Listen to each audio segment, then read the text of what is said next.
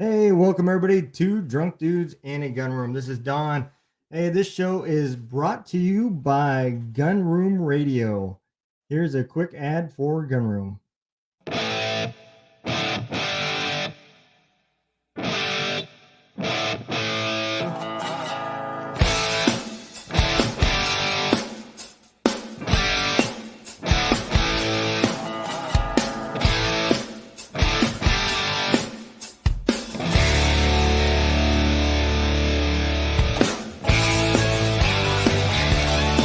Come listen to the best music in Gun Room Radio. All of the artists that are performing are within the military family. Their songs are authentic, and the music and the camaraderie is amazing. So I want you to come and listen. Have a great time. Check us out at gunroomradio.airtime.pro or on Facebook at Gunroom Radio. Hey, all right, all right. Hey, today I have got a special guest. Let's go and bring on Alex Bratt. Let's go. What's up, buddy? Thanks for having me tonight, man. I'm so excited. Oh, man, awesome, man. I'm glad. So I've been following you on Facebook, man. Go and tell everybody a little bit about yourself. What's that? I don't know if that's a good thing, man. I don't know if you need to know everything. Yeah, so a little background on myself. I'll try to do it super quick. Background as a Marine. I'm now a medical director, not a medical director, sorry, a clinic director of a men's health testosterone facility. I've worked with organizations like the Marine Corps League, Irreverent Warriors, and I'm here today about to share my story with you. And listen, all you need to know about me is if you need something to pick you up, like this is a good podcast to start on the morning. I'm getting a little sick, so this is me throttled down. This is me no sleep throttled down. I did a podcast with a couple friends a couple weeks ago, and I think I went a straight hour talking, and I was like, oh wait, I should settle down. So if you're needing a high energy podcast, man, you're there. Me and my man are gonna get it done today. So, Awesome. See that pun? See, I throw puns in there too. Yeah, absolutely, man. So what brought you to the military, man? What made you decide to go into the military? I was a piece of garbage. Okay. So, I was your typical small town troublemaker, just petty crimes, Yeah. egging and, partying and just caring a lot less about my grades than I do anything else. I think I graduated with a 1.75 high school GPA, which if you're wondering, you can fail an entire junior semester and still graduate. And so it really came down to at 17 years old, I knew I was going nowhere. Listen, I was a troublemaker, but I was smart, right? Yeah. So I was like, you know what? I think the best thing we can do, the best thing to get me blues that are going to get me good looking girls, at least I thought that's how it was going to work, was I got to join the Marine Corps, man. Like, you're telling me I can get this sick uniform and girls are going to talk to me and I'm going to get swole. And I was like, this is a no brainer. And so I knew I needed that structure in my life. So I credit 17-year-old me with going, hey, dummy, let's go grow up. And Yeah. you can't have a better choice than joining any branch of the military. It's going to help you grow. And I tell so many of my parents this, I have parents that come in and their kids are turning that 16, 17, 18 and, well, he doesn't really know what to do. I'm like, what? You can go to the military. Like, well, he doesn't want to do this and this and that. I'm like, go to the Air Force, get this job, go medical in the Navy, go Army and do whatever Army does, or, Yeah. be mentally gone and go to the Marine Corps. Yeah, absolutely, man. Good night. I'm going to say good night to my daughter real quick. Hey, baby, good night. We're recording right now. So, okay. Yeah. His name's Donald. Okay. All right. Good night. We before this episode, we brought her on and we let her put the headphones on. But the girl loves attention more than me and Jason Steiner. Like, I'm telling you, if there's a podcast on, we come running in. But anyway, back to you in the studio. Yeah. Well, I tell you, to think that you can do more than that's where it came from. This thing just started going crazy. You know what? Before I do any I do. podcasts, I have to take off my watch and like throw it way away. My phone is turned upside down. My daughter, she actually, I got to show you guys this before we get started. She gave me a podcast buddy, and this is my interviewer today. And listen, when you're a girl dad, you've just got to fully accept what's Yeah. going on. Like you can go from the big tough Marine, even though I was never big tough Marine. I was pretty decent, but never the tough guy. I've got like tulips over here and flowers over here, and like it's I don't know what's happening tonight, Don. We'll rock through it, all right, buddy? Absolutely, man. So I'm actually from Lincoln, man. I graduated out of Lincoln Northeast. What year were you? I'm gonna age. 94. We're gonna 94.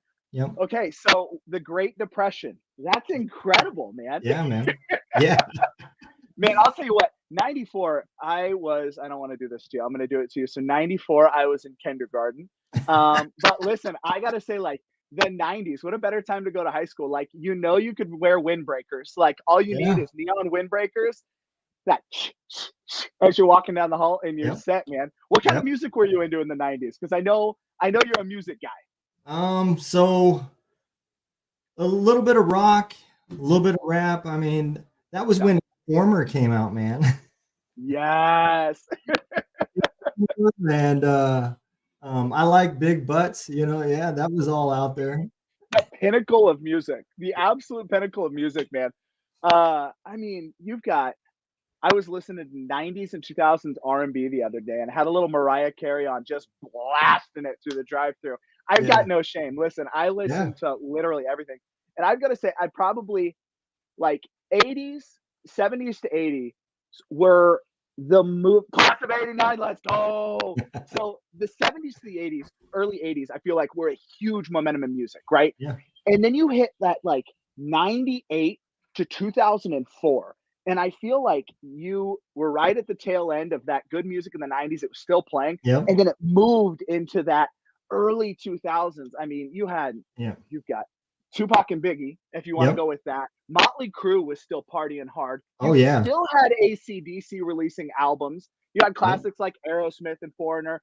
And then we bring in things like the Backstreet Boys, right? So we got the movement of boy bands. Yep. I mean, I can't think of a better generation of music. I think lyrically, the content may be better now, but I feel like you were the absolute best. So, Yeah. uh, man, That was when jealousy.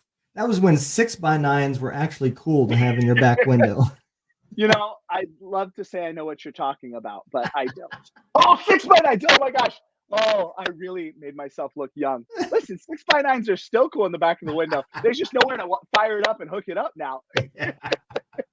I had an 87 T-Bird with the Yes. little flaps for the headlights with 6x9s in the back, just Oh my screaming. goodness. I You like know, big butts and Wild Thing and I had a 1988 Buick Century, and the 1988 Buick. Sorry, guys. Well, she is really wanting to get on. I love you. Good night. Okay, yeah. I'll show him. Yep, she's on the podcast. Yeah. Listen, we'll get on to parenting and family and motivation here in a bit. But no, so I had that 88 Buick Century. And in the back, I wired it up. So I had my amplifier, a Mhm. 12-inch sub, and then I had two house speakers. And so you could pull up to a party or to the lake or batting practice. You Yeah. pop that trunk and you knew it was a full sound system in there. And like, I don't feel like this generation does that. Like they've got No. the cars they have, you literally can't yourself figure out how to wire new speakers in because you'll fry the computer. So I feel like this generation doesn't have what we had, that No. owning your music. And like you had soul. I remember this guy Jeremy. He had two 15s in the back of, I believe it was like a Chevy Malibu, like a 2003 Chevy Malibu. And that thing was nasty, but like you knew your friends' cars by the Yeah. sound. My boy Josh Dubois, he had two massive kickers, and like I feel like it was running 2200 to each. Like Yeah. I remember his setup being so sick, and you just knew your friend coming down the block by what music they were cranking and the amount of bass in the back of their car. Well, you think about that time frame, right? How confused would kids be now when they see somebody get out of their car carrying their radio because they pulled it out of their dash and walked off, or had the detachable face. Yep, Yeah. mine was blue. Like, and you knew if you were gonna leave your car unlocked. I mean, even if you weren't gonna leave your car unlocked, I feel like petty theft in the speaker world was the same. You know, my boy Josh, Yeah. in his garage, the garage door was open. They came in and stole his subs. You know, how many times has somebody stolen a faceplate? Let's be real. Has anyone ever done the investigation? Like, No. what were you gonna do with that faceplate? You Yeah. had a JBL in your car. I had a Sony in my. Did you just want to like? Did you have a cool display case and you brought your freshman girlfriend over and you're like, yeah, babe, I stole that faceplate. And she was like, oh my God, you're amazing. I love you. Oh my gosh, brother, I don't understand. Yeah. I've never until now I haven't thought about that. Like what was the point of that? Yeah. I It have no reminds me, idea, man. there was this kid that went to school. Goodness, I wish I remember his name. He was so adamant about telling the entire school, if anybody ever steals my speakers, I'm going to know. Because he apparently, where you would lift his subwoofer out, he put razor blades. JBL, let's go. He put razor blades around it. He's like, I'll inspect people's fingers. And no one ever stole it. So it works. So maybe we just got to tell people, yeah, Yeah. behind my face unit is razor blades. Man. And nobody would ever think about how the electrical connection still works and everything with razor blades back then. Listen, it works. Don't question it. Don't Yeah. question it. It works. Yeah. Well, like you said, I mean, they're stealing faceplates, so it's not like you're dealing with the next rocket scientist. Yeah, but I mean, if you think about our generation, what we were able to do. We figured on our own without our parents. I had dad once in a while, but like one afternoon, you were like, I'm going to figure out how to wire this. And somehow we knew we could tear apart the dash, run wire from the battery to the Yep. back through Yep. your center console. Like, that was a massive electrical hazard, and none of us Yeah. started our cars on fire. Like, I'm amazed. We're pretty good. I mean, Yeah. a group of idiots, but pretty good. No, I agree, man. I do. I absolutely agree. So, when you were in the military, man, what would you do while you was in? Yeah, I was an 0351, which doesn't exist anymore, which is just absolutely mind blowing. So, for those of you that don't know, in the Marine Corps, I was an 0351 assaultman, and what that was rockets and demolition. So, if it sounds like I'm yelling, it's because I'm deaf. And even though I've got the earphones on and we're killing our ears with music, I shot rockets and demolition.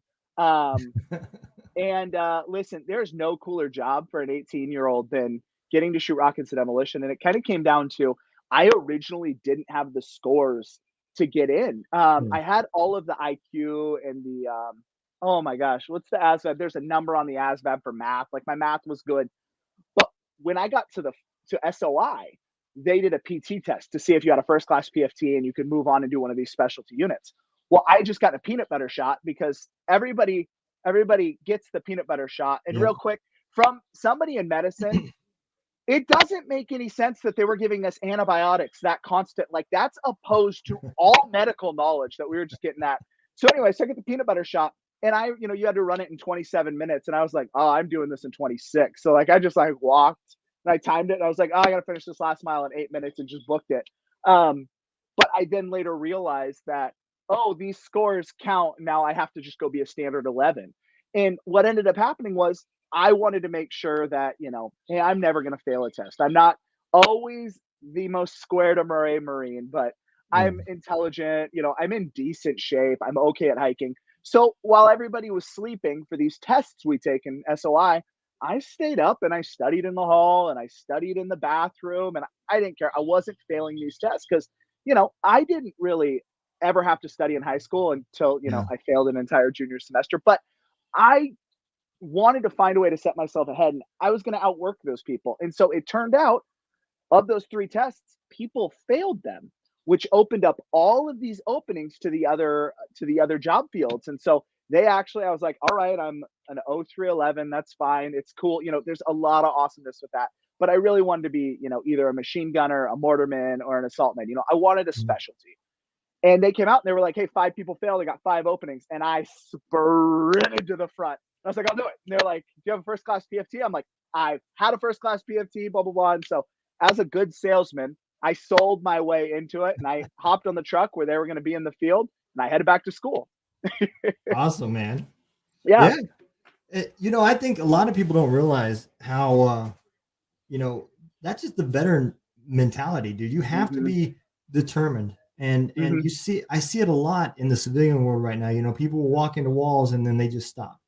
Mhm. They don't go any further. They don't Mhm. look around to see Yep. how can I solve this problem? How can I move Mhm. forward?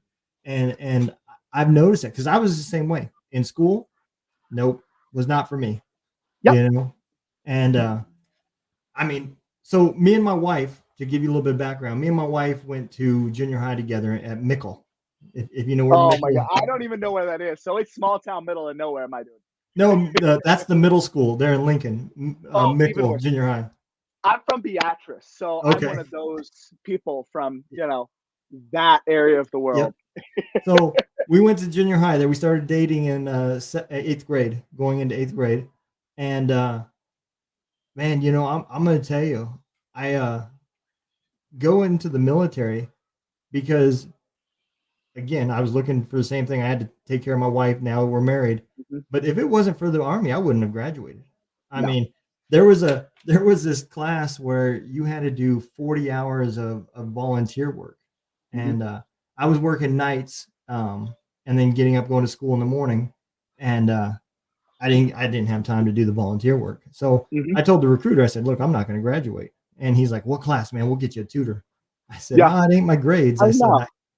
I said, I could pass, but I can't do these volunteer works. He said, filled it out. He said, yeah, okay, well, you just, if you come back through on a summertime, you can do your volunteer work then. Yep. So, I mean, I graduated, but yeah, you know, so once I came into the military, it was the same way, man. You know, I come into challenges. I don't like to fail. And I You think know, that, and I go ahead. I think you the know, military just puts you into you know what I mean? and I think that's the thing. Like everybody wants to know, like, what makes the American military one of the greatest militaries in the country. I think it's multifaceted, right? Yep, One, we choose to go.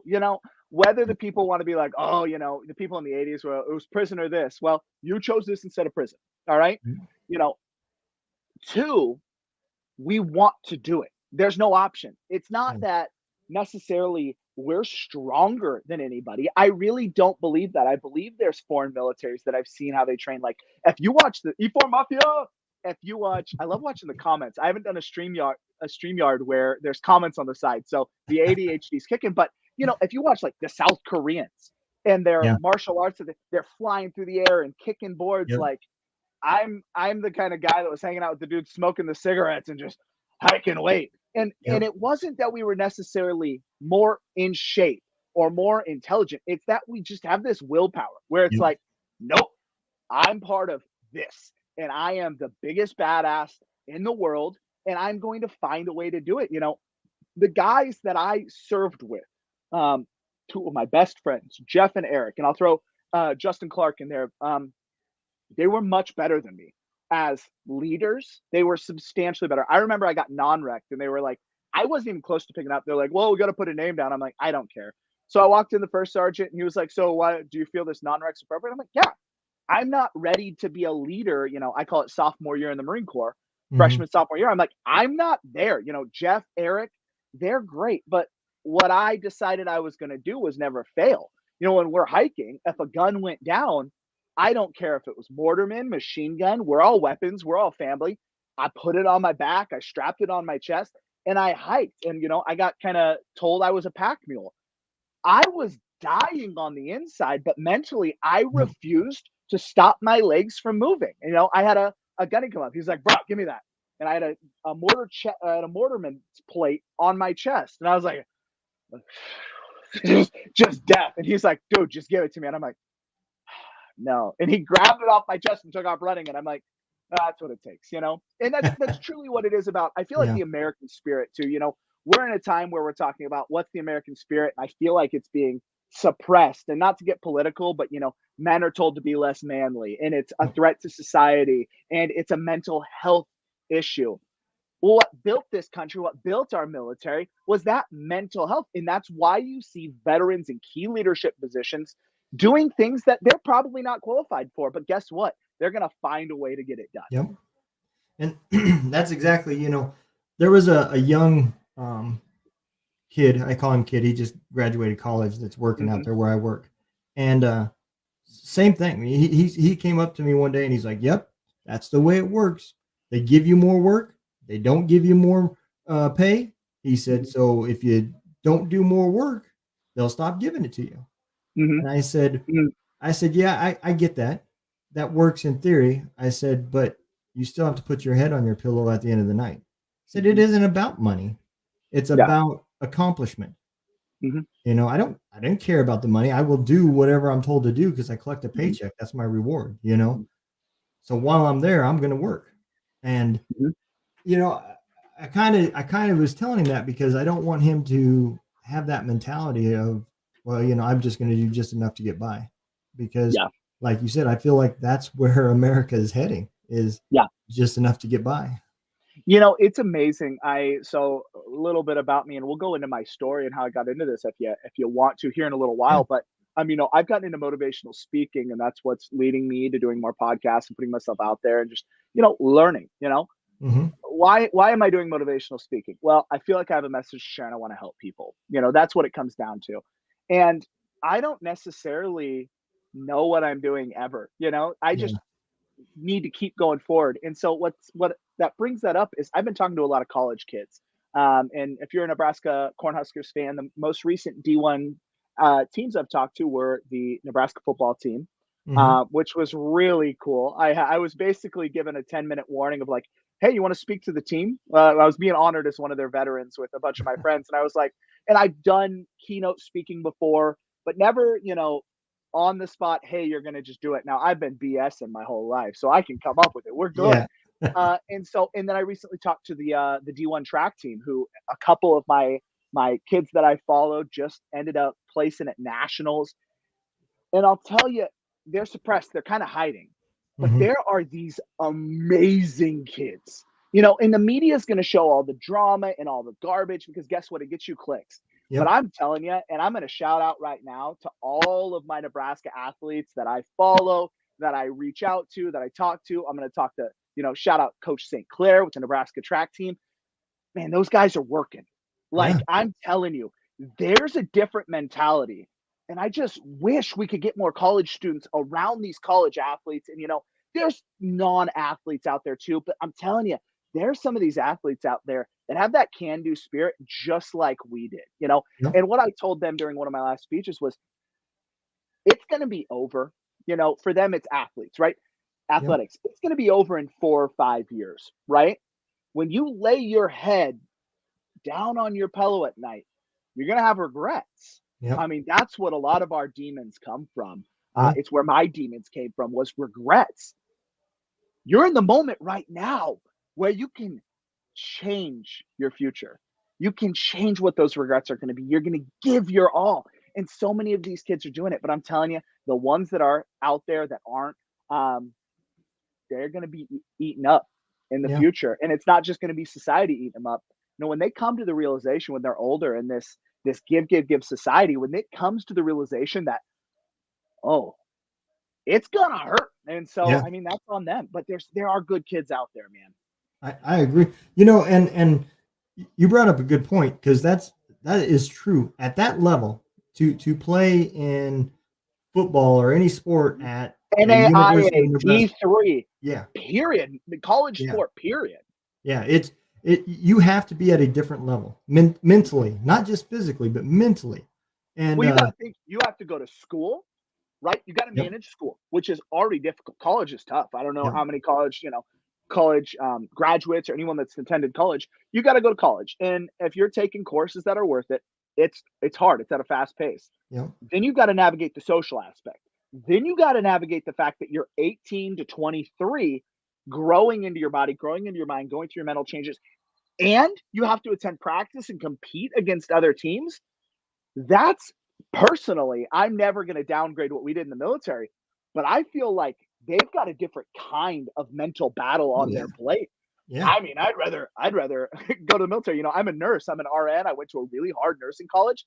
I tell my wife all the time, man, I would rather go to the Marine Corps for 4 more years than do college again. I Yeah. love the Marine Corps. I'm not doing that again. But Yeah. Yeah. Yeah. I had a fellow podcaster that brought up about uh, how come the women in these sports don't just quit and stand up and stop to Come protest on. the transgender and all that stuff? And Yep. I told him, I said, that's an easy answer. It doesn't have anything to do with they're afraid of the speaking out. Hmm. I said Yep. they love what they're doing. And Hmm. at that level, to be at that level, you have to be the most competitive type A personality. Hmm. And I guarantee you, every single woman that lines up says, I can beat her, him, whatever it is, I you got know, it. you Hmm. know, yep. And they would rather die. They'd rather die trying Come on. than to quit, Yep. When and I saw you setting that up, I was like, "Let's go, brother." I felt like I was at my Baptist church on Sunday, like, "Preach, let's go." It's the truth, man. It's it it's is. the same. It's the same mindset we're talking about here. Yep. Okay, cool. You want to put a biologic man? I doubt we have many people that we're going to offend on the show by speaking improperly. But listen, some of us might want a political career eventually, and so, well, whatever. It'll come back Yeah. to bite anything. There's enough stuff we got, but they are there to win. I Yeah. don't care who you put in front of them. They want to go. And, we talk about the Leah Thomas issue, Yep. from 244th to 302nd to number one. Um, so Yeah. we're going to go out and beat her. And these girls are like, hey, this isn't fair. But it's exactly like you said. I love that you brought that up. That's awesome, man. Yeah. Awesome. And like I said, I can relate, and so I was in the 160th, and they have a Mhm. creed. Their last line of their creed, man, I just absolutely love. It says, I went, how does it say? It says, I went with the memory of those who served before me because they loved to fight and fought to win and would rather die than quit. And Come on. it's true. I mean, our mentality in the military, you know, how many veterans come back from combat and say, "Man, Mhm. I've got all these problems from things that went over there, but I wish I could go back." You Mhm. know, I mean, it's messed up. Guys missing legs, Yeah. like, I'm good. I got it. Throw me back. Like, I'm Yep. sorry. What? Yeah, I got it. Yeah. It's incredible. Yep. And even guys that aren't coming back, I feel like that's a standard. So I'll kind of jump into my story if you don't mind. No, go for it. So yeah, so what I specialize in is all veterans. And so my story, I'll try to go super quick because this story can take an hour to tell. Long story short, I'm not a combat veteran. I'm not a combat veteran. I joined the Marine Corps to go to combat. I'm part of the generation that watched 9/11 fall, and I Mhm. fully intended. That's why I joined Marine Corps infantry. Like, there's Yep. no way I'm not going to combat. I ended up in 2nd Battalion, 5th Marines, the infantry's most decorated battalion. There's no way I'm not going to combat. And so what ended up happening was first deployment was a MEU. So I got on shift and we spent all of our time in Japan and Malaysia. Came back and they're like, hey, gents, you're going to Afghanistan in 20 days. I said, let's go. All right, here's my time. Let's go get it. Nope, not you. You're staying behind to check on the new guys and take care of the new guys. Move on to my third deployment. Guess where we're going? Well, back to Okinawa for the 31st MEU for a second time. And now, I think something that people aren't brave enough to say is your body gets old, right? Yep. Like, I call it freshman, sophomore, junior, senior year. By your senior year, even though you're not a combat veteran, even if you're not an infantryman, your body is a different element than what Yep. you went in day one. It just is. Yep. It puts years. We always used to say, 4 years in the infantry or 1 year in the infantry is 4 years on your life. And I mean, I felt it. We talked about me being a pack mule. In the beginning, it was a little easier. And towards my final year, it was just different. I put it Yep. on. That fight wasn't in me like it used to be. Yep. And so while we're in Japan, they talk, I had an incident fast roping where for any of you that don't know what fast roping is, you slide down the rope and you run, and it's really, really cool. And it's a lot of fun. Well, I'm a hot dog, as you can tell, high energy, high thrill seeker. So I come out of the bird and I hadn't taken a run on it in 2 hours. And so I'm like, I'm going to come out hot. Well, in the jungle, when it gets cool, everything condenses, right? So it's wet. The ropes weren't in. It was a different bird than I've been going. I come out hot, just flying. I'm like, let's go. Try to stop and I can't. And I land and I Mm. bounce flat footed. And so I injured my ankle. And I hadn't tested that then the rest of the deployment.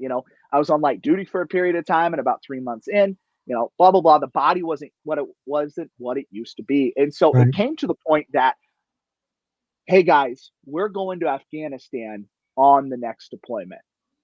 And now there's a few things that veterans aren't willing to talk about. I feel like it's my duty, and this is kind of what brought me into the motivational speaking. Um, there's a lot going on for veterans when they're making that decision if I'm going to continue. Well, one, my body wasn't what it used to be. Two, I didn't have a lot of trust in my command that we were going to be going. I'd Yeah. heard that before. I'd heard it. Now, I had an amazing leader that I wanted to follow, but I didn't know if it was going to happen. Three, do you trust your command?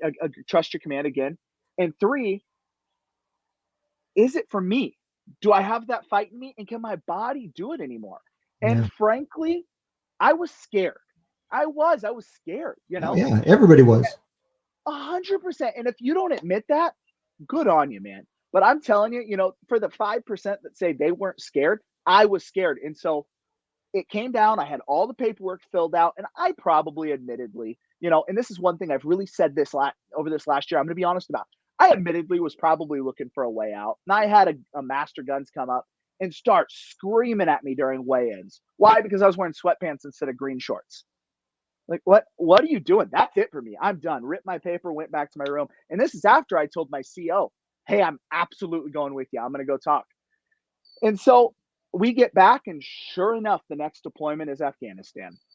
And they had an opportunity for us to go be combat casualties. But again, I'm not going to war in 7 days when I haven't even tested my ankle, don't know what my body is, haven't done a Yeah. built up for that. So I see my boys going off, and they're going off to war, and it's real. They're going out in training. I've got my 6 months before I'm out, and it hits me. These guys are going to potentially die. Yep. Did you really do everything you could as, the Lance Corporal Underground to train them? And I didn't. I was so focused on myself while I was in. I Yeah. didn't give my all as a leader. I wasn't a leader. So I get out and I'm sitting at home, and sure enough, my unit, 2nd Battalion, 5th Marines, and I know I've told this story a ton of times. So if you're watching me and you follow what I do, fast forward, but it's important. It's all about sharing our messages, and I encourage you to share your message. But anyway, they're on TV at war, and the depression gets insane. I'm talking crying Yeah. myself to sleep every night, having a few too many of these, having a few too many crying yourself to sleep. And it gets to the point where I'm at my darkest days. I'm not telling anyone what's going on. I refuse to. And that's another thing that I think we see across the country is Yeah. veterans aren't sharing what's going on. Even in my situation where I had just met this wonderful girl, and I had a mom and dad that were just so supportive. My parents were so incredibly supportive. I could have called them and told them, hey, I'm not okay. I'm not okay, but I didn't. And I suppressed it. And I went through nursing school, and I had the stress of nursing school and the pressure of coming back. And, we talk about coming back into the civilian world, and we act like it's not a big deal, but it is. You have kids that are being little brats in class, and it builds up and builds up, and I have a breakdown. And I'm sitting in my room, and I open my gun case, and I pull out my gun, and I put it to my head, and I think so little of myself that I couldn't pull the trigger. So Mm. unpack that. We Yeah. talk about having the pride. You're not even a combat veteran. You don't deserve that out. Put that back in your case, and you eat the pain you have. So we fast forward, and for those of you that have heard me before, this is what's changed me. I'm crying myself to sleep, and I'm having a night where I can't stop crying. And so I take off on a run, and it's pouring rain out, and I can hear the tss, tss, tss, tss. I'm just trying to outrun the sound. And I stop on a bridge. And next time when you're in Lincoln, 27th and Highway 2, there's a bridge, and I'm Yep. crying with my hands my hands and head in between my legs. And I text my now wife, and I say, Claire, I can't tell you why, but I'm not okay. And she says, just pray. Now, guys, I'm an atheist at the time. And I said, and I grabbed my phone and I chucked it down the bridge. And I said, that's the dumbest thing I've ever heard. And I said, fine. God, if you're here, I need you now. And I'm telling you, God reached out, Jesus reached out and touched me. I'm telling you, if you're a believer or non believer, I was touched. And it opened up, and this warmth came over me. And it gave me this moment of clarity that I need to do something to help veterans, which led me into helping with, Irreverent Warriors and ended up being the PR director for the country of Irreverent Warriors and the Marine Corps League and traveling all over the country and talking to veterans and led me to where I am today, where I'm willing to share my story because, again, we're kind of going back to this story is for both combat veterans, non-combat Yeah. veterans, non-infantrymen. We all have what I was talking about earlier, that regret. We all Yeah. have regrets that we didn't do enough. And if there's one thing that I've interviewed, every veteran I've interviewed across the country, we all think we didn't do enough, and it's just absolutely absurd. So hopefully I wrapped that up quick enough for you. I got to Yeah. read this one. Ron's just killing it today with the comments. I'm going to read it out loud for those of you. We are horrible to each other. When a bunch get together, it becomes whose dick is bigger and who did what and what others did. Oh my goodness, Ron, I'm so glad you said that. And and that's what I found. And there's so many non-combat, Yep. non-infantry veterans out there that have these feelings. And what really got me to start sharing and started the motivational speaking and how I started talking to veterans was I'm finding there's actually more, essentially, you can count on. There's less there's more non combat vets than there are combat vets. Yeah. And they are all suffering just as well. And listen, I respect you. My heroes are guys like Rob Burke, guys that I worked with in Irreverent Warriors and brought things. And, those guys that went through Fallujah and kicked in the doors. You're my heroes. Don't get me wrong. They're my heroes, but we're all suffering from the same guilt and the same Yeah. pain. And, I got a veteran who said, you know, there's one vision in his mind, and that's, his friend burning in a vehicle. That's Mm. no matter what it is, you're going to find that one element. But, Yeah. um, yeah, so that's what, that's my story as quick as I can make it. And that's what led me to being here with you today, Doc. Yeah. I Brother, I appreciate that. And you brought up a lot of good points, man, because um as a whole, you know, the veteran community, when you transition those first couple of years, and is the most dangerous part, and that's where it was for me too. Mm-hmm. And just like you said, when I retired in 2014, I was done. I Mm-hmm. didn't. I was literally driving to work, wishing a damn deer or something would run out in front of me, so I had an excuse not to go. And Mm-hmm. I was I was forced to go on another deployment. I did a total of 68 months, counting um, Bosnia. Mm-hmm. And there was a deployment that came up, would have left me 3 months to retire, is what I would have had left if I would have went to that deployment. And I didn't want to go. I was scared because I Mm-hmm. was so close to retirement. I've seen so many people get killed, Mm-hmm. and I was just burned out. And so, long story short, I ended up not having to go. Obama cut the numbers of how many people were allowed to go to back to Afghanistan. They were trying to draw it down at that point, and I just got lucky, and I didn't have to go.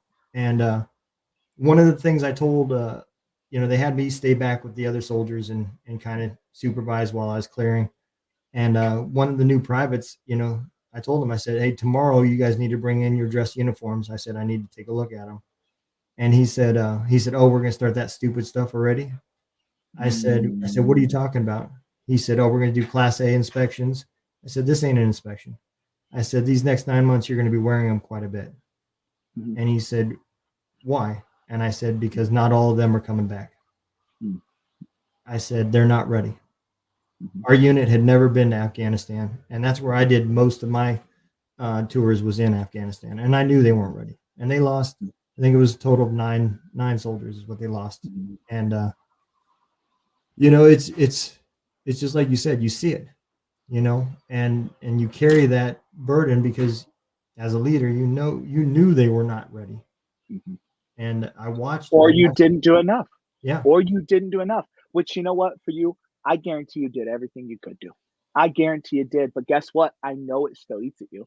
oh I yeah, know you still lay in bed at night and go, shoot, I didn't give it my all. yeah, But you did. And we all did. We all did everything we could during that time. But for some reason, the way we're wired, because it's never enough, right? It's never enough for us, is it, buddy? But we lay in bed at night and go, dang, I didn't do enough. And my Marines were so much better than me. They were so much better yeah, than me. But there is this immense amount of guilt that's on us. yeah.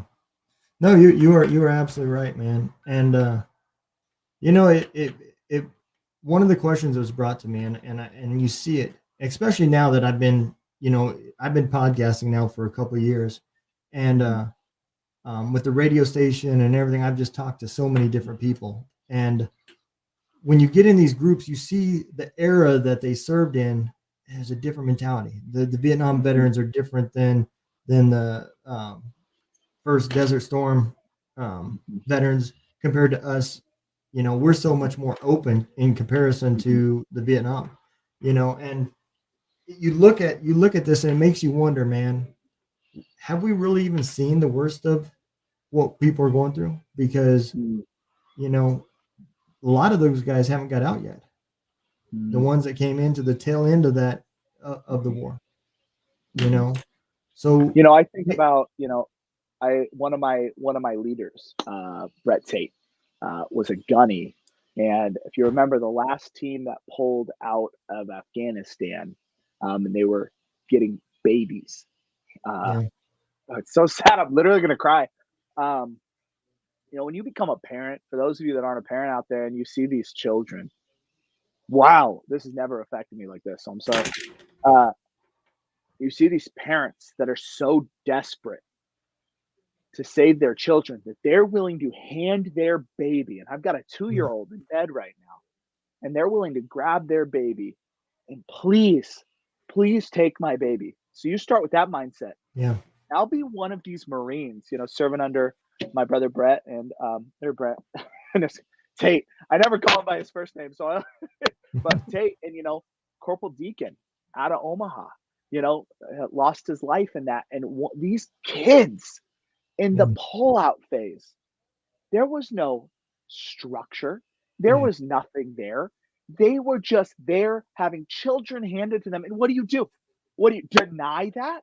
Or for yeah, those that did deny him, or those that served in those final days and watched the country collapse, can you imagine what they're suffering with? yeah. It's absolutely insane. It's insane what they're going to go through. Sorry, I'm getting it's Brett. Yeah, I don't know why I was thinking anything different. It's Brett. But you know how it is. Like, I Yeah. forget people's first names that I I served do with too. forever. It'll be like, oh, hey, it's James. Like, yeah, I don't know who. Oh, hey, Yep. Mencius. Oh, what's up? Ricardo Yep. Mencius. Oh, there you go. But anyway, but here's the thing that I wanna kind of talk about though. It's so incredible. Every time I see a Vietnam veteran, I go and say welcome home, and I'm pretty sure you do too. And I know a lot Yeah. of us veterans do. But I think the element that this generation's not understanding is they're the reason, and say what you want about the VA. I know there's going to be a lot of Marines and Army and Air Force and Navy out there that are going to say, "God, F the VA and the VA doesn't care about me." Listen, they're doing what they can. Yeah. And if you think you have it bad now, go watch Born on the 4th of July. I don't know if you've ever seen it. It's a Yep. Tom Cruise flick. Yep. And I couldn't sleep one night when I was going through my mental stuff. And I flipped on the TV. I was like, Born on the 4th. Oh, look, Tom Cruise. Understand what they went through with the VA. You live in Narnia. Yeah. And there are good people at the VA trying to help you. And I'll Yep. tell you, as somebody that specializes in healthcare, that's how healthcare is. I'm going to tell the people that have a chip on their shoulder right now, we have it really good now. Some cities, I'm here in Nebraska, we have an amazing VA. Some have it better than others. But those Vietnam vets, man, oh my goodness, people don't even understand. Yeah. The amputees were strapped to tables, and the feces on their bodies were washed down with cold water hose. It's just incredible what they've seen. Yeah. It's incredible, incredible. Yeah. And on top of that, you look at the way they returned. They came home to a country that hated them. We Mhm. came home to a country that loved us. You know, and that makes a world of difference. And It you know really what's does. funny is our generation, and this is something I've been kind of on a kick with lately. My generation personally, the 2008 to 12, and the generation on, we have something called woke veterans, right? And Mm. hear me on this one. Well, you owe me. No, society doesn't owe you anything. You Yeah. made the decision to sign. They're the same people that are throwing a fit when they can't get their Home Depot 10% off coupon to Yeah. not work, and I served, and I blah, blah, blah, blah, blah. No one owes you anything. You don't Yeah. understand how good you have it. And I Yeah. feel like that's something that I've started saying, and I want to call people out. I'm okay being that little grindy squeaky wheel that's like, you no one owes you anything. Guess what? You are lucky that you freely served for a country that's amazing as ours. You don't get to Yeah. complain. You don't get to complain about Yeah. it. And with that being said, too, I also feel, I'm not one that bitches about the VA or Mhm, anything. I agree with you. The VA that I see out here in Missouri is amazing. mhm, Very small little mhm. clinic. They're limited on what they Nope. can do, but the people are so nice, man, Mhm. and they And care. they're seeing so many more patients than they should. Yeah. They're stretched to the absolute limits. Yeah. Absolute limits. I tore my Achilles and had surgery February 2nd. So let me just run you through this. I'll start with what the VA did for me. Tore my Achilles on Saturday morning at 1 a.m. dancing in a club in Vegas. I was with a work party and the body just got old. I took a step back. The Achilles is gone. I'm with a bunch of my friends who are in healthcare. We reached out. I'm like, okay, it's torn. I fly to Omaha, head straight to the Omaha VA emergency room. Now, did they misdiagnose this and try to tell me, well, this scan didn't show a tear? I'm like, yeah, it won't tear it. I need an MRI. Like, your CT is not going to show it. I need an MRI. Being in healthcare, I also understand how to navigate the system. Yeah. They tried so hard. On Monday, I got a call saying that Tuesday I was scheduled for an MRI. MRI scheduled Tuesday. Wednesday, met with my surgeon. Surgeon got me in Friday. In the real world of medicine, it will never go that quick. It will Yeah. never go that quick. There are lines that the VA are able to cross. The amount of tape you have to cut through to go get an MRI, a CT scan. I mean, I had goodness gracious, uh, irritable bowel syndrome. I have irritable bowel syndrome. They did a pill cam study, an upper, a lower. They've done so many studies. You're not going to get that in the real world. The No. VA, and it's free, Yeah. free, insane. Yeah. Yeah. I mean, I'm going through the MOVE program right now, and for those that don't know, it's for weight loss, Mhm. and it's classes, it's weight loss medicine, it's Well, physical they have therapy. semaglutide, right? I've seen that some veterans are getting something called semaglutide. So Yep. for those of you that don't know, it's really cool. Semaglutide is an injection, and the Yep. injection increases this hormone called ghrelin in your body. And this hormone tells your body you're full, right? So it increases this hormone. So when you eat, you're full quicker. Yep. So my clinic charges 55 or $66 an injection, and I'm one of the cheapest clinics that there are. I've seen up to, needing to pay $6,000 up front for a 6-month contract, and you're getting it for free. It's Yep. incredible. Yeah. Yeah. I agree, man. And and the other side to this is, if you really took the military for what it is, and Mhm, you live the codes and the creeds of your branches, at the end of the day, we police our own. We hold each other accountable better than any other group of people out there. We mhm. can look each other in the eye and say, "Yeah, I love you, but you fucked up." Yep, you know, 100%. it's that simple. And that shouldn't end when you get out. So Mhm, this problem that we're having now is needs us to police our own. mhm. You know, Yep. And one thing you can do, I do this every time I walk into the VA, but that's because I'm the most extroverted extrovert you're ever gonna meet. Like, I'll walk into the VA and I'm wearing silky. So I walk into the VA wearing silkies sometimes because I got a PT. I'm like, this is a workout. I'm gonna wear silkies. Say hi to a veteran, darn it. yeah, And the one thing I tell in every speech I give is, you have no idea what battle another individual is fighting, right? And it's something that you don't need to know. But if you say yeah, hi when you're walking past that veteran, just say hi. I told my students that I talked to here a couple months ago, I was like, you have no idea that walking past an individual in a hall and giving him a high five, that could change his life. That could change his or her perspective. And you have an option to do that. That Vietnam veteran with his hat on that says Vietnam. If you're lucky, you get to see a World War II hat on. oh yeah, Operation Enduring Freedom. You know, go say hi when you're walking past. Don't Yep. sit at the cubicle. I don't know about your VA. Our VA is brand new, very fortunate. Don't go sit off by yourself. Go sit next to a guy, a gal, my women out there as well. Hey, how you doing today? Tell me about yourself. And Yeah. that can change a life. That's policing your own. Yep. I agree. You're absolutely right. You know. Well, I'm gonna tell you, man. I love what you're doing, and I listen to your reels and I listen to your Facebook videos, and yeah, it's changed my outlook on a lot of stuff. You Between know, it's podcasting and listening to this community talk, man. You know, I and there's love it. so many. And I thank you because you give us a voice, right? I do not have the time to do a podcast. I don't. I have the time to get the kids to bed, do this, Yeah, finish my job, do the dishes real quick. Hey, honey, I'm going to go out and do this podcast. But the amount of work you put in, and so many wonderful veteran podcasts, we're going to shout out all of them. So many of you individuals that have it in your heart to do this, and I feel like everybody, if they're missing a mission, find a mission, right? And yeah, that's what kind of saved me. We talk about irreverent warriors. I had no idea. Crayons. I love the every day.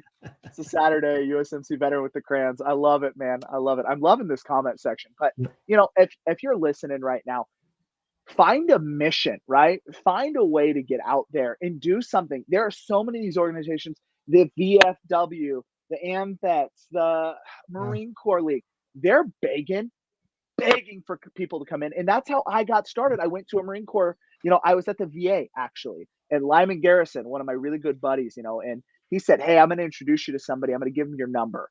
And he gave me David Ocean's number. And I consider David Ocean my mentor and the reason I'm here today and the reason I've helped veterans.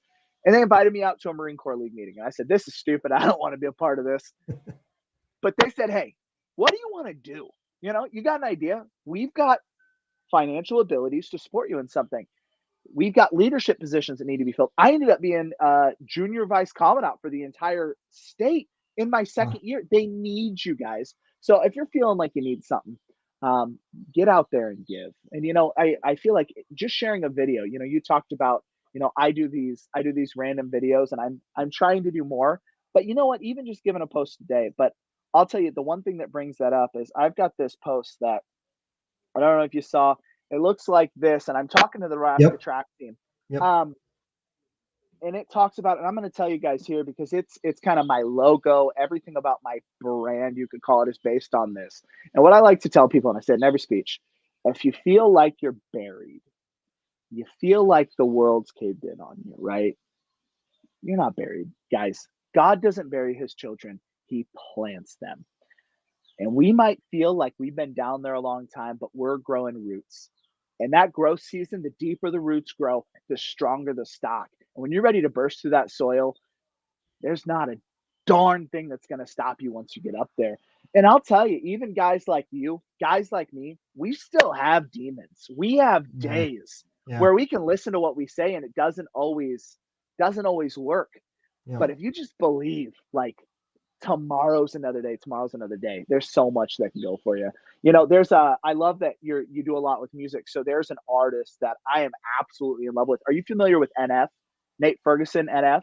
I'm not. Man, No. oh my goodness. So for those of you that aren't into rap, and again, you hear me talk about God, you hear about me talking about Baptist church. I'm a Christian. I do Christian motivational speaking unintentionally because that's a huge part of who I am. 2 Corinthians 5:7, for we walk by faith, not by sight. Like, that's what saved me. And I'll throw things about Paul and you know, but there is this line, and there's this musician, and he is a Christian rapper now, but he's not a Christian rapper. You know what I'm saying? Hmm. And he has this line that says, think about it for a second. If you wake up every day and look at your face and think that you'll never be great, you'll never be great, not because you're not, but the hate will always find a way to chop you up and murder your faith. Like, I Yeah. heard that line. I was in the gym, and I love this. We're gonna move on to music, man, because you get me going. I was talking to Jason, and I want to hear all about this music platform that you're having. But I heard that line in the middle of the gym, and I'm telling you guys, I got to stand up and do this. So I'm literally oh, look at the silky legs. So I'll come down here, and I'm doing like bench press, and he starts saying that, and I stop, and I'm telling you, I set the weight down, and I sit on the bench, and I was so moved by it. And so I just feel like if everybody wakes up in the morning, if we're I don't know if we're moving on. It's we're 55 minutes into the podcast, so I get a little screwy at 55 minutes. But if we're moving on from the motivation and the mental health, I just want to tell you one thing before we move on from that. Look at yourself in the mirror in the morning. Yeah. I know it's corny, but look at yourself and just say, we're gonna friggin' do it. Today might not be our day. You're having a bad day. Go to the mirror. Look at yourself in the mirror. Hey, we might not be having that day today, but we're going to finish the day. Because I'm telling you, positive affirmations are the greatest thing you can do for yourself. Just find that hope. Find what's going to go there. Hey, you're not feeling it today. You know, Robin Williams, what is the Robin Williams line? I think sad people will always try to make others happy because they know what it feels like to be sad. That's a very loose translation. Yeah. Like, hey, you're having a day, go try to make somebody else's day. I'll tell you what, pick up your britches and go figure out a way to be kind to somebody else. So, Yeah. No, I agree, man. And you know, the other thing too, you're talking about just get out there and find a way to help. You know, mhm, I tell everybody that there's not one set thing. You have to find your niche, what it is that mhm, you are passionate about, mhm, and what it is that how you want to help. You know, podcasting and this radio station, that was my part. That's what I found for myself. And I'm going to tell you, when you find that and you submerge yourself into it, mhm, it becomes not just you helping them, but you're helping yourself too. mhm, It becomes mhm. therapy, and I've opened up a lot since I've started, podcasting, and I'm telling you, dude, it's the best thing in the world. Well, Is and just I'm the get same. involved. And that's for me, mine's speaking. God gave me a gift of the ability to talk to any human being. And it seems to be I'm being placed in these situations where I'm able to share my message and write speeches and help people. And I can tell you, you'll see me on Facebook or Instagram. Instagram's really where you'll find a lot of my stuff. And I share it over to Facebook.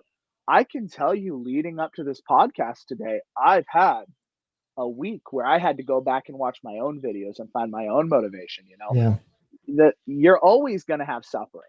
Don't yeah, get me wrong. Human beings are made to suffer. We just are. It's part of our nature. You're yeah, always going to have dark days.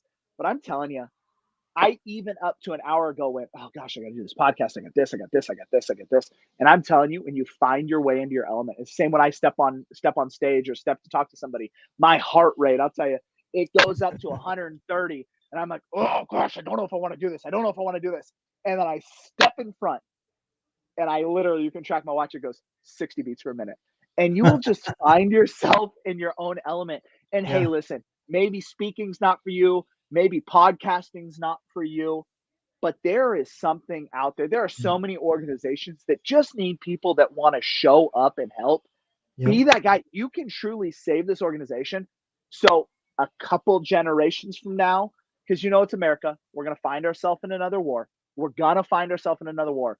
But if these organizations that haven't been built since, Vietnam veterans aren't around, well, then these kids aren't going to have an ability. And I love it. I'm reading these when they come up. Storms are guaranteed. It's how we weather the storms. I got to know that man's name or girl's name because I'm going to add that into my speeches. So I'm every sure you will, Saturday, because I'm sure he's going to reach out to you about coming on his podcast. So let's do it, big dog. I'll tell you what, it's so funny because my daughter's room, I have to, as you see, I'm outside my backyard, which I'm not gonna act like this isn't the coolest dang backyard. It's I like to call myself the ghetto of the nice neighborhoods in my area. So like right up there are like $2.5 million houses. And I'm like right on the edge, so I get to cool things. But um it's funny. We talk about going on anybody podcast. I love to share, but I want to talk about something about family real quick, which is going to kind of move it there. Um, Derek, what's up, buddy? So right down there is my daughter. She's sleeping in the other room, so I have to come outside and I put him to bed. But let me just talk about family real quick. Um, It's amazing when you have family, and we talk about storms being guaranteed and how we weather the storms. When you get a family and you get kids, and I know we're going to have a lot of people out there, you're going to still have your demons. This is the first time I've ever done this, so we'll see where my brain takes me. you're going to still have demons. And I just want to say it's your responsibility to deal with those demons. Um, It is. it's not the kid's fault. Nothing that happened is the kid's fault. And I know a lot, 95% of the people are going to know they got to put them away when the kids are there. Um, but it's not the kid's fault. You need to find a way to be there for them. And so this is similar to volunteering, right? When you finally do get to have those kids and you get to put your soul into them, you can teach them the right way to cope with things. But some of you aren't fortunate enough to have these little ones running around. You've got to define what your family is, Yeah. right? And family is such a broad term. Dominic Toretto, family. I Yeah. don't. It's the truth. It That is is. a family. We had family when we were in. You might not be with your family. My best brothers, the men that were next to me. It was my father, Jeff, and Eric. Um, I'm not with them anymore. I know I can reach out. You can reach out. But hey, say you don't have someone to reach out to. Let's go back to what we were talking about volunteering. These organizations are there for you. And so you need to find your family. And I think that's something to just tag on the end of this Yeah. right here. Yeah. And that's exactly what this podcast started. We didn't know how to help. Mhm. So the one thing that me and my old first sergeant, there used to be two of us, and that's why the name is Two Drunk Dudes in a gun room. But Yeah. now the other person just has to drink enough till they see two of us. But but at the end of the day, we were good at networking, me and him both. That's just something that we've always been good at. And so when we started podcasting, that's what we decided we were going to do. We were going to not be the organization, but be the Uber between the soldier and an organization. So and Mhm. so has a problem. We have interviewed an organization that can help, and we just try to unite them. And that's how we started. Mhm. Derek, Derek said, "I like." I see him going crazy over here. I tell you guys, for those of you that I don't know if you've done a podcast. So I've never done a podcast where we've got live comments just going off on the side, and the ADHD is just enjoying it, just absolutely enjoying it. Yeah, man. So yeah, it's just the way the world goes, man. And people have reached out since I started doing this. The app that I created, I had a chat line on it, and there for a while, people did reach out to me, and we just talk. Not necessarily about their problems, but just about Mhm, things in general. You know, mhm. and take Well, their mind off of it. and that's what it's about. It's just about going. Just go. Yep. Don't ever think it. Just get on and go. Right. And so we've got. You talked about to Jason Steiner a few weeks ago. Jason Steiner's a guy that I met through that period where we were trying when I was towards the tail end of my time with the Reverent Warrior. We were trying Mhm. to create a war room where we brought in every nonprofit. And we all were going to communicate. Now, I didn't see the task completed. I know there was a period of time where all these organizations completed. I moved on to a position where you're eventually going to have to step away and move on to Yep. what your next task is, and that's going to eat at your soul, but you've got to do it. But you meet guys like Jason Steiner, and again, I'm going to preach hero stuff coming up here, and my nurse practitioner at my office, Cindy Lambert, and hero stock, baby, let's go. There it is. I didn't even see your shirt. We got Cindy filling me in. Jason's the one that brought me out of my little funk. Dude, let's go. And I'm telling you, Jason is such a good dude. I'll tell you what, he Yes. comes. Whenever I see him, I'm like, okay, set a timer for 30 minutes because I'm going to be talking to Jason. But um, it's it's incredible. Just he didn't Jason 316. I love it. I love it. But I'll tell you what, Jason, it just kind of started. He Yeah. got offered, hey, there's this spot.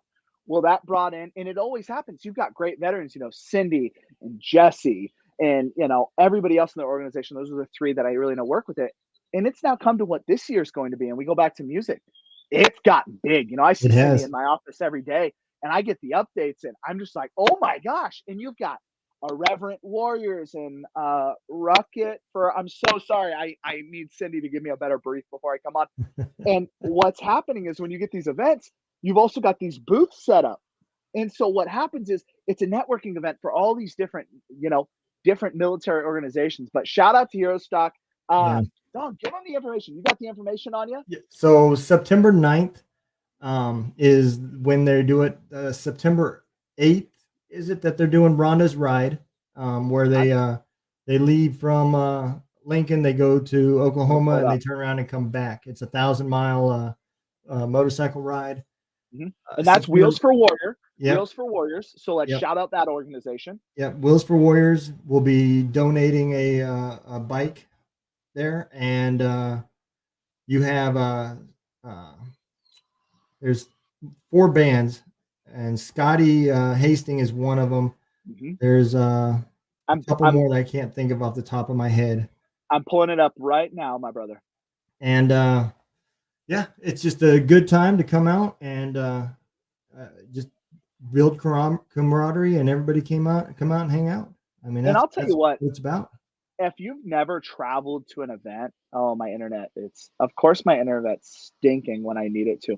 If you've never traveled to an event, it's just so different. When I was very fortunate when I was with the Irreverent Warriors, we were filming. Let's get the music. Scotty Hastings, Dylan Bloom, guitars for vets, which is really cool. The Blue Collar Band, and then at the same time, you're going to have the Irreverent Warriors, Rucket for Warriors, and Irreverent Warriors are both going to have hikes going on. It's going to come together all at the end. Jason's daughter is singing the national anthem again, and man, have you heard her voice? I have not, but oh my gosh, she's so young, and her voice is still just growing, and it's just so incredible. But I'm telling you, if you've never, Rhonda's Ride, and if you've never traveled for an event, there is nothing more special than you showing up and having that little bit of nerves, right? And so I was always in a leader position with Irreverent Warriors and traveling to do an event. But when you show up, I just saw, where is it? I'm a hugger. Where is it? I see him, and I'm a hugger. Yeah. I will tell you, you're going to find a veteran that's going to grab you. If you're at the right event and you travel, it doesn't matter if you don't know a single person there and you took that massive step of just heading to an event. You're going to find people that love you and love on you, and you're going to go away with a new best friend every time. And what's great is we're going to have social media. And guess what happens? You've now created that family we were just talking about, that when you're having a hard time, you can reach out and talk to. Pretty cool. And Derek's going to hug everybody I'm seeing. Yep, absolutely, man. Well, I'm looking forward to it, brother. And like I said, I'm bringing all my equipment. We're going to be live streaming it, so for the people that can't get there, they can still be a part of it. And do that. That's my plan, is to talk to as many people and hang out. I'm even bringing some bourbon that I'm making. I got it in the barrel. It's been brewing for a while now. So. Well, and for those of you that are, again, what we're talking about is Hero Stock 2023. You can find the event on Facebook. Again, I'm not an affiliate of the event. I just know the people putting it on, and they are such good people, and they're putting in the time and really working for it. And it is going to be out at Round the Bend Steakhouse. And so for those of you that don't know Nebraska, in Ashland, Nebraska, in between Lincoln and Omaha. And it is a really cool event space, and we'll be able to get you. You can pick Lincoln or Omaha to fly into. Flights are super cheap. We've got a new airline called Red Airline here in Lincoln that you could fly into. Southwest has cheap airlines. Do yourself a treat and just travel and check something out. Just, even if it's not this event, I encourage you, get on Rucket for Warriors, get on Irreverent Warriors, check one of these events and just get to it and just try something new and meet veterans outside of your comfort zone. Yep. I'll be at the I can't remember the hotel, but I'll be up there Friday night. There in Lincoln. We're staying in Lincoln, so I'm trying. Go ahead. I think Jason's got something planned where he wants everybody to get together that Friday night. Anyways, I'm trying to get cleared. I'm hoping my Achilles, like I said, I tore it. I'm hoping I can do the Silky side. I've never missed, obviously me and a couple guys, me, Jacob Fry, and my boy Rob Burke. We started the Lincoln Silky hike. I have never missed a Nebraska Silky hike. And so I'm like, will this Achilles tear again? And I'm almost, hopefully my PT is not listening. I'm willing to try it again. But hey, I wanted to hear something. I know we're kind of approaching that hour, and being the first time on your show, I don't know how long you go. I'd like to learn a little bit and let you selfishly plug your new app. Tell me about your app. Jason was telling me about it the other day. I want to hear about that. So The radio station started in May, so Mhm. it's literally brand new. Mhm. And what we did is I went and got licensed through BMI. So we're taking veterans that are getting out of the military or just got out and are Mhm. trying to become full-time musicians. So Mhm. there was no place. No. Operation Encore is the only organization. I know there's a couple more now that I've learned recently, but Operation Encore would take 3 to 5 veterans that they would pick, and they would help them get some songs recorded. They'd put them through a boot camp, and they've got all these military and military spouse artists, and they were trying to find a radio station that would just dedicate an hour to nothing but veteran musicians, Mhm. and nobody would do it.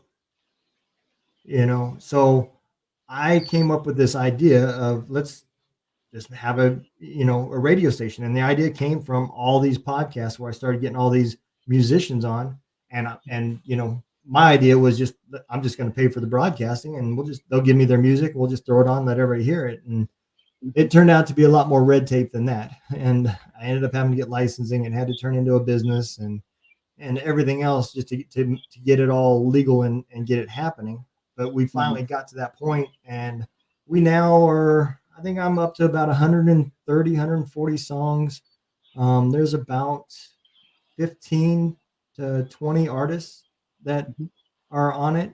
And Now, what are the qualifications? Now, is it veterans, veteran spouse, veteran family? Tell me it about the qualifications for that. so to be on the station, you have to be either a veteran, veteran spouse, or a child of a veteran. you know Cool. and and the reason my thoughts was because everybody in that group, whether you put the uniform on or not, you served, Mhm. because you were taken out of your element every time they PCS'd, Mhm. every time the soldier, or airman or whatever branch deployed. Mhm. You were the one stuck in the rear trying to rally the troops and get everything together and keep the house going and the bills going and the kids off Mhm. to school, and dealing with the hardships that a lot of military families have with low incomes and everything Mhm. else. And Or if you're so talking about kind of what we just talked about, you've got a family who didn't spend that time with you, yeah, but now, my now wife walked me through the deepest, darkest days. And, yeah, for me, I don't have my demons are very under control. We have people whose kids are still seeing their demons. Those kids have an outlet. yeah. It's incredible. So, but yeah, so we bring them on, and I try to get them all to come on the podcast, and at some point, so every Saturday night from 7 to 8 p.m., I dedicate that to all the artists that went through Operation Encore, because Mhm. that's who really helped me get this going. Yeah. So I give them their own special hour, I got to all follow 24 Operation hours, Encore. even though all 24 hours is all veterans, but they get some veteran time. But and then at Saturday night at from 9 to 11, I do what's called sharing bourbon, and you can get on. I stream it here on Facebook, and you can get on and request lines, and I play it through the radio station. I do shout outs, I do whatever people want, and I run a top 20 billboard. So you can go to Gunroom Radio or the Two Drunk Dude Facebook page and find the link to vote, and you can vote for your artist.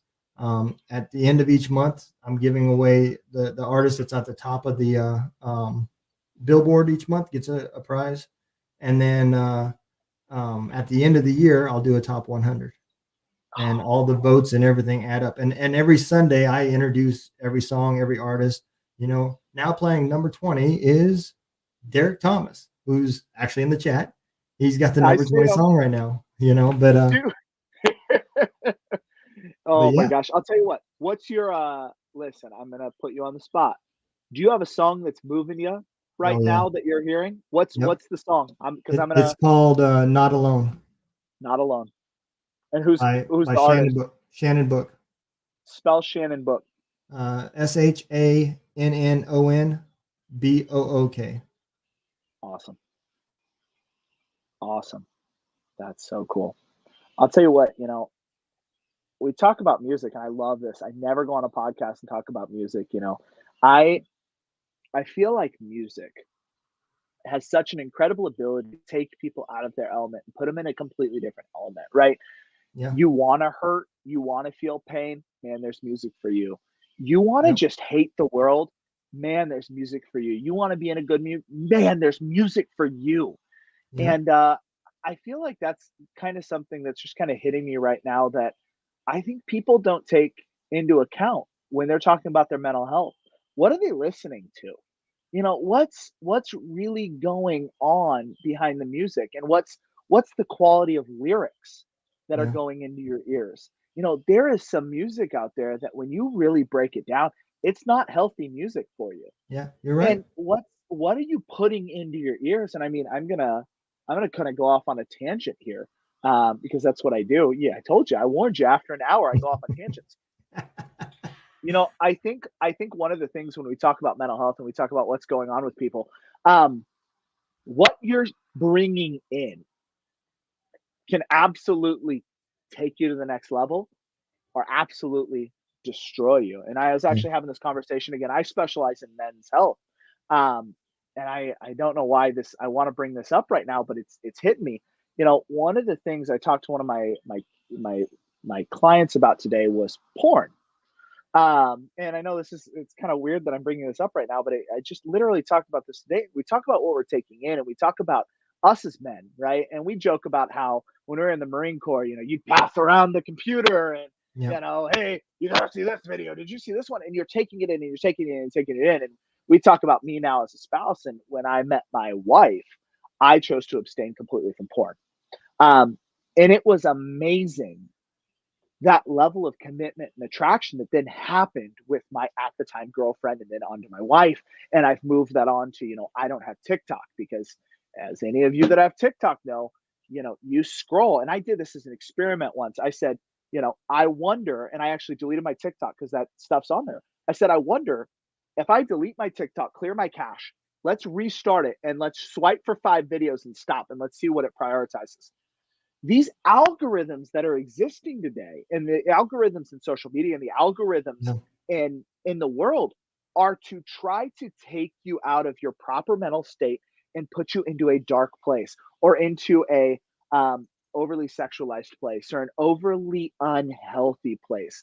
Yeah. And so whether it's music, movies, media, social media, you need to be so selective about what you're putting into your body.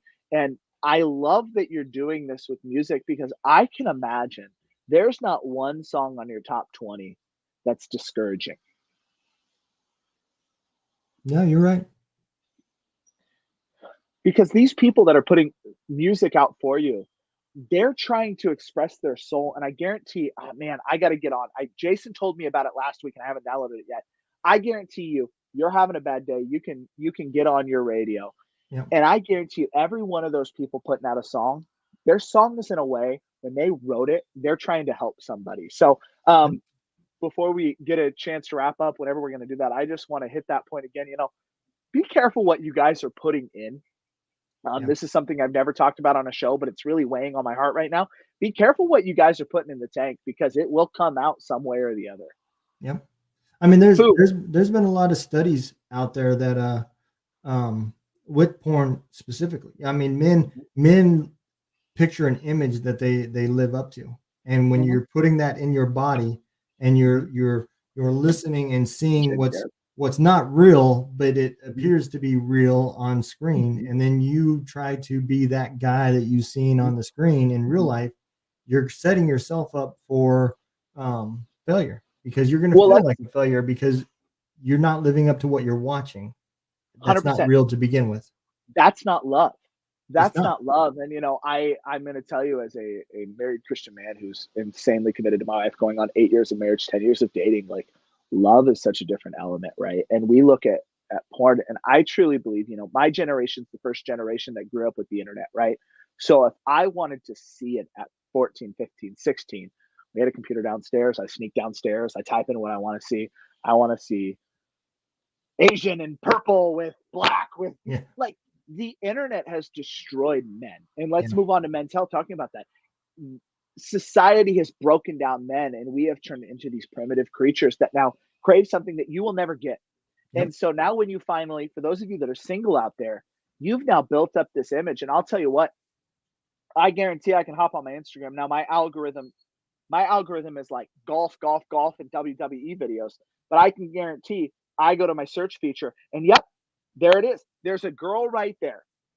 And I'm going to show this. This is, and I'm telling you guys, my search feature is that, and I never hit my search. There's a girl right there. Yep. That is not something I search. That girl, I can look at her face and I can see that is an airbrushed face. That is not a real person. There you Yep. go. That's what should be in my photos. A lot of golf. Shout out some cool silkies. Brooks Koepka's putter. But I'm telling you, the internet is out there, and It is. I intentionally like non-sexual things on my phone because I don't want that stuff in me. But Yep. I just showed you there. The internet is trying to break you down and put Yep. poor things into your brain. It really is. Yeah, because it makes you keep coming back because you're never going to get satisfied. hmm And I'll tell you, it's hard. I will tell you, my journey, and I will tell you, probably most military veterans, I could tell you, have an addiction to pornographic material or overly Yep. sexualized women. Yep. Why? Well, we're around men, specifically infantrymen. We're around nothing but men. That's our outlet. That's what we do. You have men that will buy prostitutes in other countries. Yep. And so when you make that decision to move on from that, it's hard.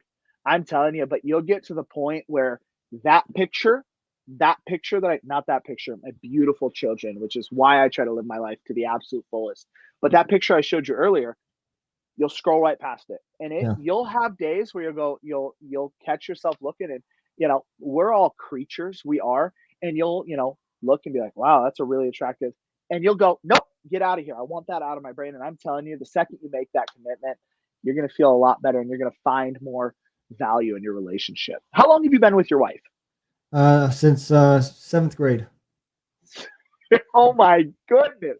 Yep. Oh my goodness. Yep. And We started dating summer of seventh grade. Got married in '94, right out of high school, and been together ever since. and she is the most beautiful thing you've ever seen, isn't she? Oh yeah, absolutely. There is, and I'm telling you guys, for those of you that are young in a relationship, I don't know who we're talking to. I don't know what you have specifically who listens, but I'm telling you, for any younger guys that are out there, any single guys, I remember when I was a kid and I was like, I don't understand how, my father is so attracted to my mom. Of course it's your mom, but you're gonna say that like, my mom's old. What do you mean you're attracted?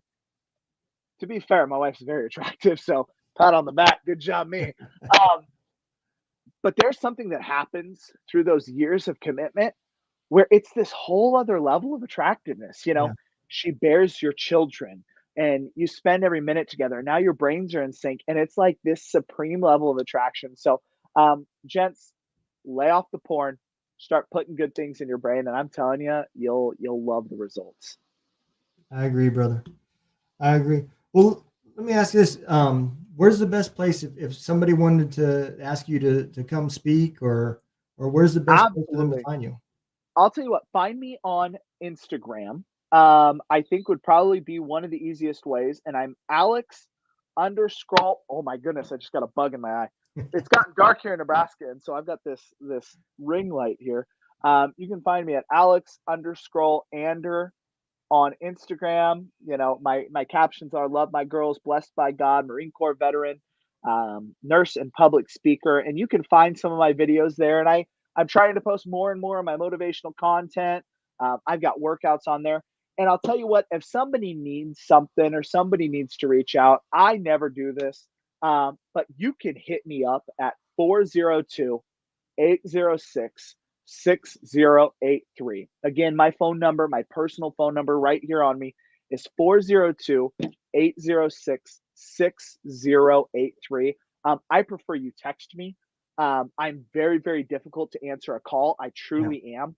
But me if too. you ever need anything, you're having a down day and you just need some words or you've got a situation going on, I don't act like I have all the answers, but I'd love to hear from you. So again, my personal phone number is 402 806 6083. reach out. I'd rather you reach out and say, hey, I've got this going on in my life. What do you think here? And it may take me, I'm going to be perfectly honest, it may take me a couple days to respond. I am not ignoring you. I've got a family, I've got a full time job. I come home, and anybody that has kids understands that, my phone's, I have a watch on, but I would love to hear from you. So if anybody needs anything, just reach out to me. But do follow my Instagram, and I'll tell you what, I'll try to continue to post motivational stuff on there, and we'll Absolutely. go from there. But Don, sorry. But Don, I really appreciate you having me on tonight. I I'm appreciate you telling coming you, on, man. oh, stop! Let's go. They just got on. Yeah. You just missed us talking about you, brother. But I really appreciate you. I came into today, and I'll be honest with everybody. Those demons, whatever they are, I've got some battles going on right now in my personal life. But this really meant a lot to me, and I even going into this, I was getting sick into the night. I really appreciate what you're doing, Don, and I really Thank appreciate you. you having me on in everything you're doing for veterans. Because without you, I can't share my message. And this was one of those where you really allowed me to kind of open up and do whatever I wanted with my message. So thank Absolutely. you so much. God bless you. And again, for you ever need anything, I want you to reach out. I want you to call me.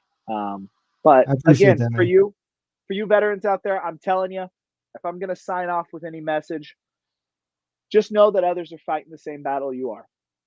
You're not alone.